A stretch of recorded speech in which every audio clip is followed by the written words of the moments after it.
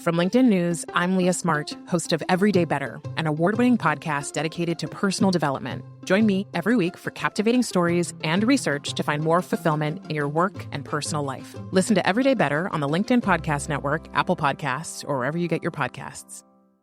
Did you know that small and medium businesses make up 98% of the global economy, but most B2B marketers still treat them as a one-size-fits-all? LinkedIn's Meet the SMB report reveals why that's a missed opportunity and how you can reach these fast-moving decision makers effectively. Learn more at linkedin.com/meet-the-SMB. Welcome to the American Negotiation Institute's podcast, where we will teach you the skills you need to get more out of life. And now your host, Kwame Christian. Hello and welcome to another exciting episode of Negotiate Anything. I'm Kwame Christian. I'm a business lawyer and I'm passionate about teaching business professionals like you the keys to negotiation and persuasion. This podcast is produced by the American Negotiation Institute, where we offer live negotiation trainings, business consulting, and one-on-one coaching for professionals that want to learn how to communicate more confidently and persuasively. From now until the end of the summer, we're offering all listeners one free coaching session with me. And if you're interested, go to americannegotiationinstitute.com/coaching or click the link in the description below. Our guest today is Tiffany Southerland. Tiffany is a lawyer by training and a change agent at heart. She's been a featured TEDx speaker and is the founder of Four Corners Coaching, where she puts on workshops and offers training programs for her clients. Tiffany works with students and rising professionals on owning their stories, understanding their strengths, and leveraging life experiences as they pursue more fulfilling careers and lives. She also hosts How Does She Do It?, a podcast dedicated to sharing practical insight and honest perspectives on personal and professional development. And this is a really great podcast. Tiffany has been a mentor to me, almost like a big sister in podcasting. So definitely check it out if you get a chance.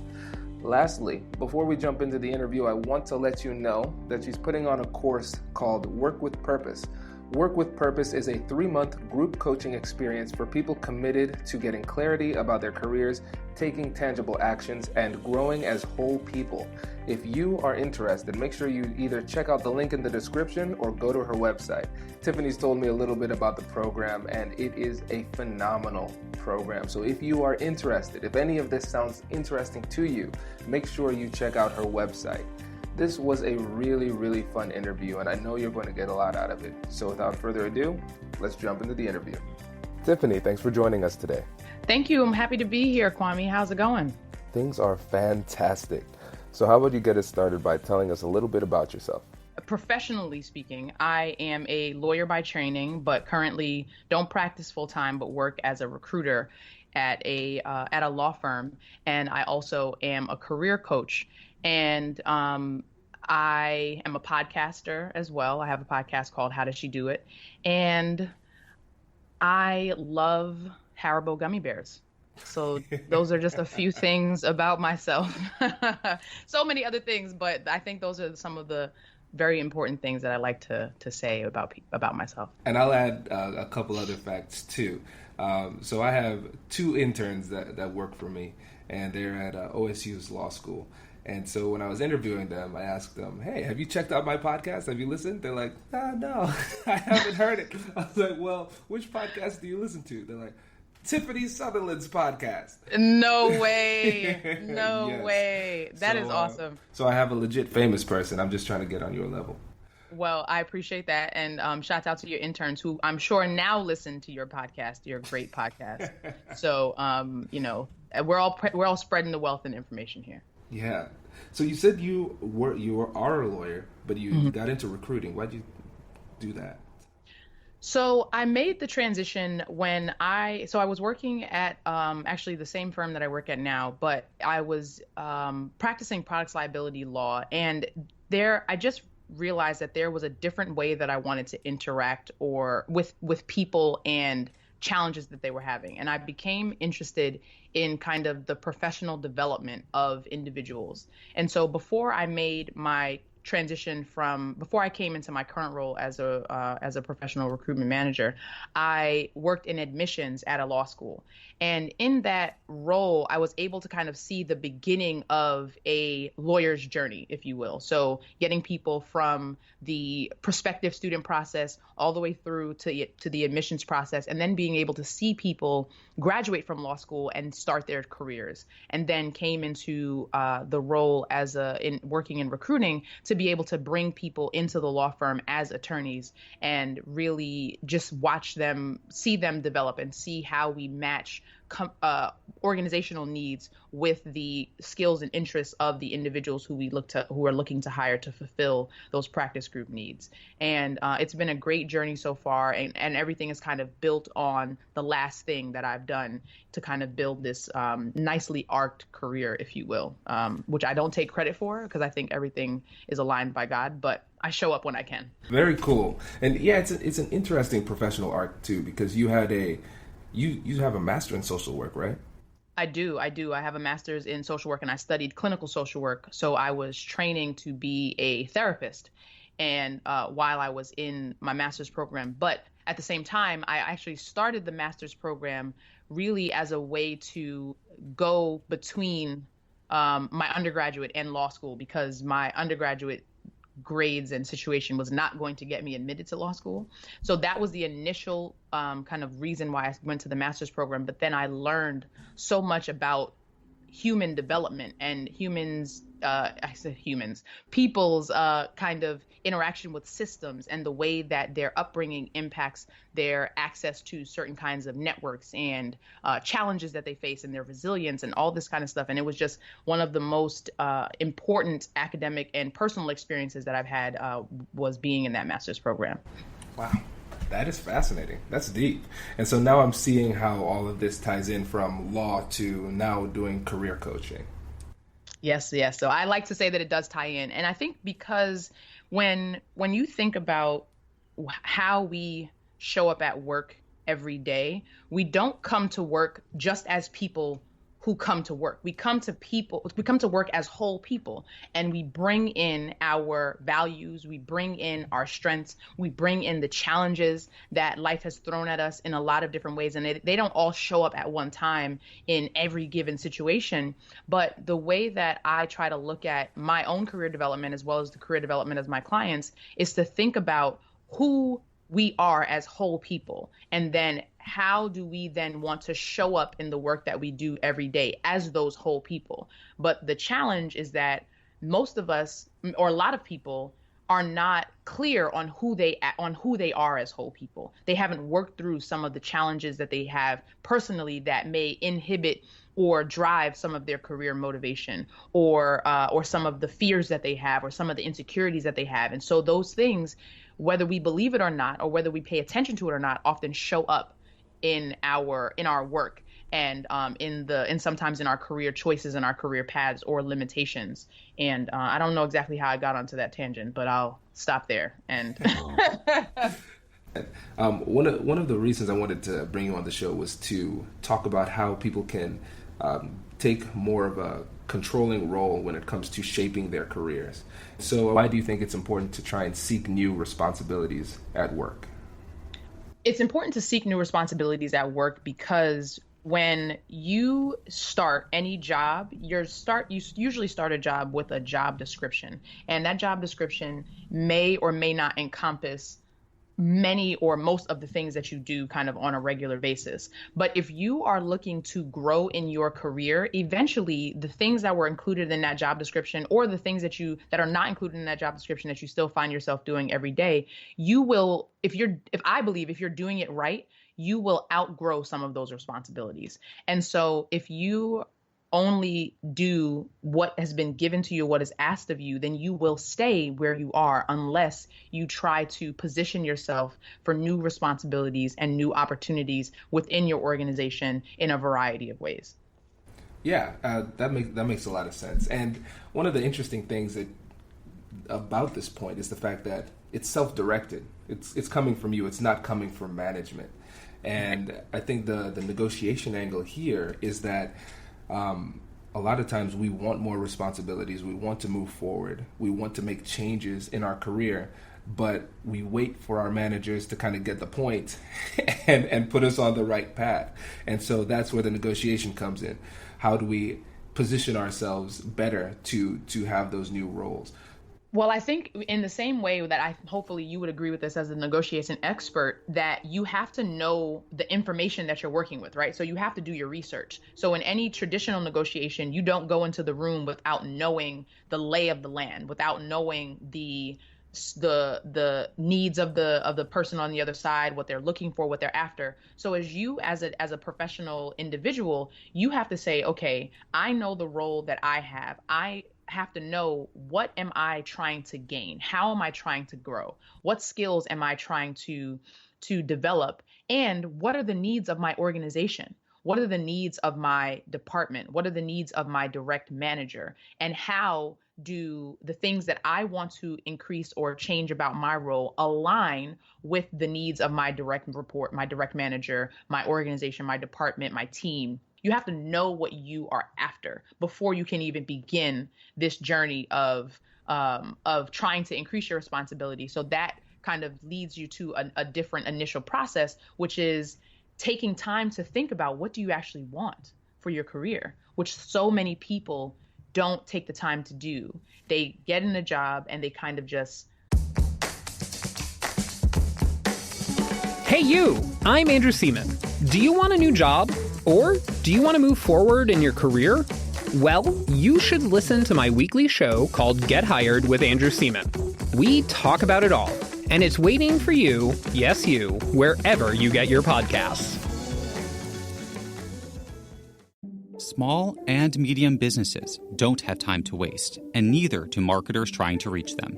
On LinkedIn, more SMB decision makers are actively looking for new solutions to help them grow, whether it's software or financial services. Our Meet the SMB report breaks down how these businesses buy and what really influences their choices. Learn more at linkedin.com/meet-the-SMB. That's linkedin.com/meet-the-SMB.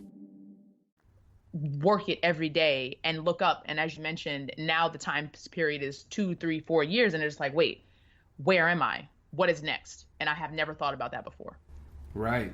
And you brought up a really great point, because in any negotiation, a lot of times we think we know what we want, but we really don't. Mm-hmm. And if you don't take the time to not only research but the other side, but also research yourself, your own interests, understanding your why, your strategy might be askew and you won't even recognize it.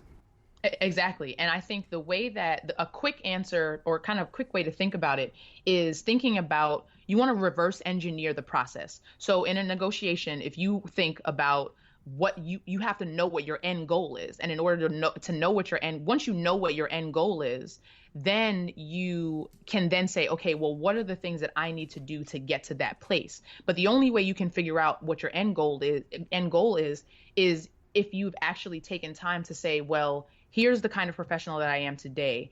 And I think I like this kind of industry. I think I like these skill sets. I think I like these kinds of roles. So now let me see, here's what my strengths are. Here's where I need to improve. And here's kind of the direction that I think I want to drive my career in. Now you have that end goal in mind. And now you can say, okay, well, what do I need to do to get me to that place? So now at this point, we have a good understanding of our own interests. We understand our end goal. How do we find the interests of our manager and our organization? Have conversations. So I think most organizations do at least a yearly review, right? Or sometimes people do quarterly, they may do 6 months. But if you are not the CEO of an organization, that means you're probably reporting to someone. If you're reporting to someone, that means you should be in fairly regular contact with that person, if via email or, being able to pop into their office. So have a conversation, sit down with your boss and say, hey, what are some of the things that big picture that I might not be aware of based on the daily responsibilities of my job that you are working on? What are some of the goals that we need to, that are the strategy that is involved in the work that you're doing every day? Is there a way that I can enhance that? Is there a way that anything that I'm doing now is or is not advancing that opportunity, those kind of goals and responsibilities? And you just have to have conversations and ask questions, and not necessarily asking questions to immediately then say, well, here's what I want. But you're asking questions to figure out how can you add value to the needs and to the teams and the people that you're working with, so that they can then want to kind of repay you for the value that you added, so to speak, in different ways. Absolutely. And what we're seeing here is that our career, and if we're not in career professionals, maybe we're entrepreneurs, regardless of what the situation is, we're seeing that negotiation is like a never-ending game of chess. A lot of times the problems begin with our perspective of negotiation, because we have an idea that there is a beginning and end to a negotiation. We sit down at the proverbial negotiation table, and then we have that one conversation and nail it. But what you're saying is we need to take the time to frame these discussions over the course of months or even years. And then when we do make that ask, it'll make it a lot easier. Absolutely. Absolutely. So when you have these conversations, what's your typical approach? So let's say you're going to meet with your manager. How would you prep for that meeting beforehand? I would prep for the meeting to try and get as much information about the work that your direct report, or I'm using this terminology wrong, but the person that you report to, the work that they are doing, the projects that they are working on, thinking about the organization as a whole. Are there shifts that are happening in management or leadership? Is the industry, what's happening in the industry at the moment? And so you want to arm yourself with as much information as possible before you go in to have this conversation, because you want to be able to anticipate some of the things that are going to be said in the conversation. Not to say that you're going to try and finish people's sentences or be able to know exactly how things are going to go, but you don't want to be caught off guard if someone mentions a big news story that happened and you weren't aware of it, right? Because you want to look informed, you want to be informed. So the first thing you'd want to do is just be informed, do your research, know what's happening in your organization, know what's happening with your manager or your supervisor, and then begin to ask questions. Again, how can I contribute? Is there something that I am doing now that needs to be enhanced or improved in order to get you to where you want to be? And let's say we've done the legwork, we've done the research, we've had a few conversations, we have a good understanding of what they want and what we want. How do you know when it's the right time to make the ask? You know when it's not the right time to ask, when you know that there are budget concerns or people are getting laid off, right? So you want that, and I don't say that to make that link light of that, but you have to observe what is happening in the environment. Because if you know that, for example, it is crunch time and there are 5 projects due on, in 2 weeks, maybe right now talking about your desire to change your title or increase your responsibilities, it might not be the best time, because there's not room on your manager's plate to navigate that conversation right now. So you want to just be mindful of kind of what is happening in the environment. I think a great time, a natural time to do this is in those evaluation conversations, because usually when evaluations happen, there is both a self-assessment and then there's also an assessment that's made by your manager. So if you are completing a self-assessment, that is the perfect non-threatening, you don't even have to have a verbal conversation about it yet. That is an opportunity where you type up some words on a screen that you've already thought about in advance, and you put it out there to your manager, and you don't have to have a face-to-face conversation about it yet. And that's laying the framework. So I say all that to say the optimal time may be when you are completing those self-assessment type of conversations, if you're not yet ready to have that face-to-face conversation with someone.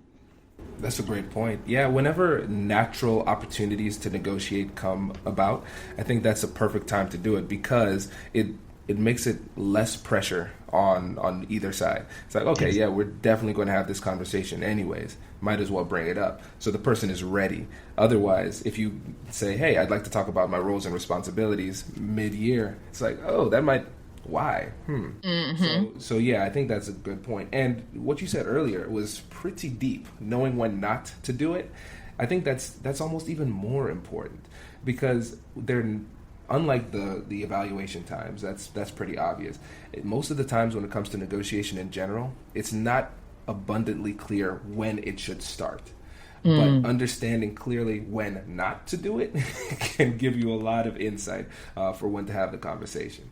Exactly. And that just comes from being self-aware and being observant and perceptive, because you don't want to, in the same way that if you see two people that you know having a very heated conversation, now might not be the best time to try and interject into that conversation and bring up something that's completely unrelated. So in the same way at work, if you know that there's chaos, if you know that there's some upheaval happening, if you know that things are, that might be a signal, number one, that it might be time for you to consider working in that organization altogether. But you don't want to create, like you mentioned, an additional stressor in a time where there may not need to be a stressor, because there is an opportunity to have that conversation in a more natural way and a natural progression. Absolutely. How would you connect this this search for responsibilities, increased responsibilities, to salary? That is a complicated question, because you increased responsibility and role changing is sometimes in exchange for the inability to get a raise in salary. So what I mean by that is, if you are valuable to an organization and you know that your work is good, you have very good rapport, people respect you, your colleagues respect you, you have a great team kind of environment, but you know that there are financial constraints that are greatly limiting the kind of financial increase that might happen on a year-to-year basis. One way that you can be compensated is to have your role expanded, so that when you are building your career portfolio, you may not have gotten an additional $5,000 or $10,000 in your salary, but you've now taken on more responsibility that will then position you for another opportunity to increase your salary, maybe in another company or maybe in your internal company once the budget kind of situation resolves itself. So then would you, in that conversation or at some point, say, hey, I increase responsibility. I'm not going to ask for increased salary because I understand we have budgetary concerns, but once those there's a little bit more wiggle room, I'd like to have a conversation. Do we frame it that way? You can. You definitely can. And I think that what you can do, because what you want to do is, and in my own experience, and this is something that I've done myself, when I was adjusting my title to include formal responsibilities related to diversity and inclusion when I was working at a law school, what I did was I did market research. I said, what are people at other institutions who are making this salary being paid for this kind of work? And to the extent that you can put that together. And so then you bring that back to your current organization and look at the salary structure and say, okay, if I am doing these responsibilities based on the things that are happening here, here's what I think my salary could be. So you can propose it on the front end, and then also be willing to say, I know that this may not be the best time for us I may not actually be able to get a salary increase at this time, but can we revisit this conversation in 3 months, 6 months, 9 months? And so that way you're not placing the expectation that you're expecting this increase in salary today or whenever you get the title change, but it is on the mind of the manager that you are expecting that this increase in responsibility can also come with, and should also come with, an increase in salary. That's brilliant. And I'm sure approaching it that way kind of takes, like I said before, it takes pressure off of the superior. They don't feel like you're strong-arming them, and also strengthens the relationship, which puts you in a better position for the next conversation. Exactly. And I, like I said, I've done this myself. And I remember when I asked for, and I think about now the salary that I asked for now what I understand about the way salary structure works in higher education, and recognize why the salary that I asked for was not inappropriate, but it just did not make sense within the structure. But it was something that I did not necessarily understand going into that conversation. And thankfully, I had an excellent manager who handled the conversation very gracefully and didn't make me feel foolish for going in there with that high ask. But it then informed me to say, okay, well, now I have a better understanding about how to approach this conversation next time. He did not shut the door completely on the conversation. It was something that he said, we will revisit this at XYZ date. He stuck to his word. I knew that conversation was coming. And so that made me more motivated even to do the things that I'd asked for and do them so well, so that in the event that there was room for this salary increase to happen, that I would have a strong case for the value add that I brought to justify an increase in my salary. I like that story for two main reasons.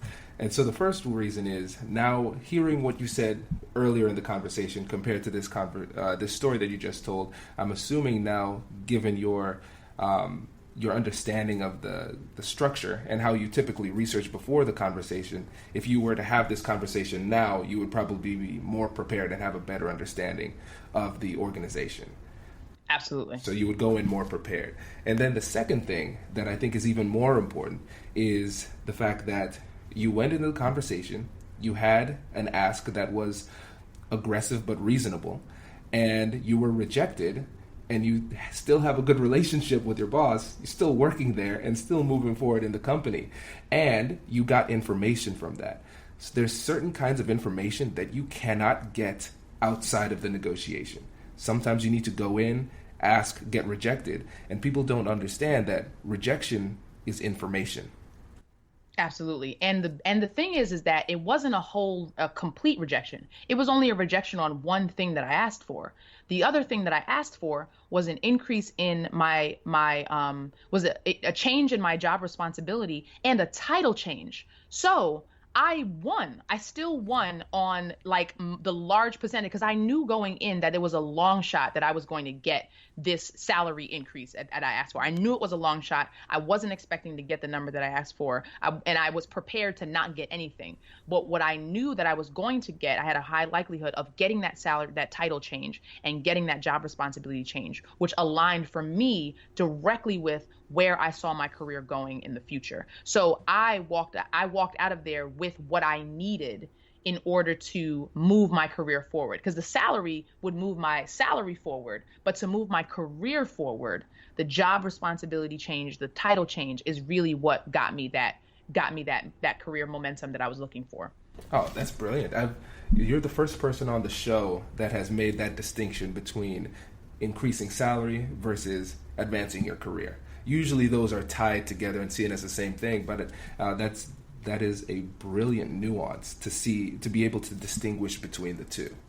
Oh yeah, and I think that, thank you for making that observation, because I think that the part of the challenge and part of the reason why those things are always so tied together is because in our society, we tie a dollar sign to value. Like we make value mean money, when in reality, that's not always the case, especially in instances where there's not an opportunity to get that actual dollar sign. So what are other ways that I can get that value that I'm looking for? What are other ways that I can get that win?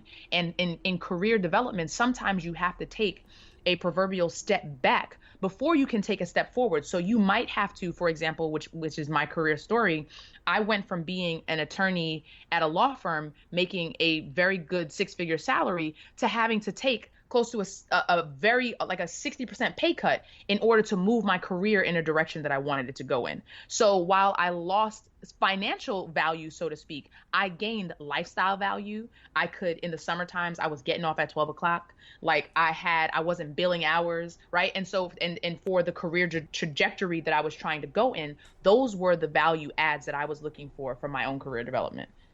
Right. And now it gives you time to build your business as well. Right. Brilliant. You are the architect of your own career. And listen, that is true. That is true. And the cool thing about this brings it full circle, because at the beginning you were talking about how important it is to have a clear understanding of what you want, why you want it, and who you are.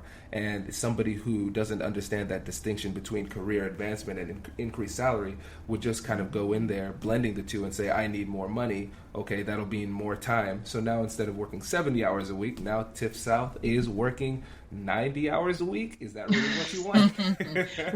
Right, exactly. And that's one of the things that I do with my clients is really ask them, like make sure that they are getting very clear about the things that they are actually looking for. Because if your job search, if your career transition is just about money, that's one conversation, because there are a lot of jobs that you can do that will make you a whole bunch of money. But is that going to make you happy? Is that going to further the goals that you have? Is that going to create the impact on your own life and on other people that you are trying to have in this world? So if your goal is making a whole bunch of money, we can put you in finance. We can send you to medical school, which will take you 9 years to make that money, but you will definitely make that money, and you will also work, to the bone to earn that money. But is the alternative, are you willing to take a little bit less money to get the lifestyle that you're looking for, to have the impact directly on the people that you work with and work for, in the way that you're looking to have it? Like, so there are a lot of different ways to measure value, and when you're thinking about how to grow your career. Before we finish up this episode, I have a few questions for you. Does your job do professional development training? Are you looking for a workshop for your next conference? Does your profession require effective communication or dispute resolution? If so, a negotiation training seminar might be what you need. I've had the opportunity to do these trainings around the country, and I'd love to swing by your neck of the woods. Our customized negotiation seminars are as fun as they are informative. You'll not only discover the keys to negotiation and persuasion, you'll also have the opportunity to practice these skills in a safe environment with a negotiation simulation. And at the end of the seminar, you'll be able to communicate confidently, resolve disputes effectively, and get what you want out of your next negotiation. And as an added bonus, if you let us know far enough in advance, we can get these trainings certified for continuing education credits. Feel free to connect with me on LinkedIn or shoot me an email to learn more. Now let's get back to the show. This conversation has solidified the fact that you need to come back on the show. I love it. Because I'm realizing there is some depth that we have not touched yet, that we still need to go to. But before you go, if you could challenge our audience to do one thing in the next week to become a better negotiator, what would it be? Know yourself and know what your goals are.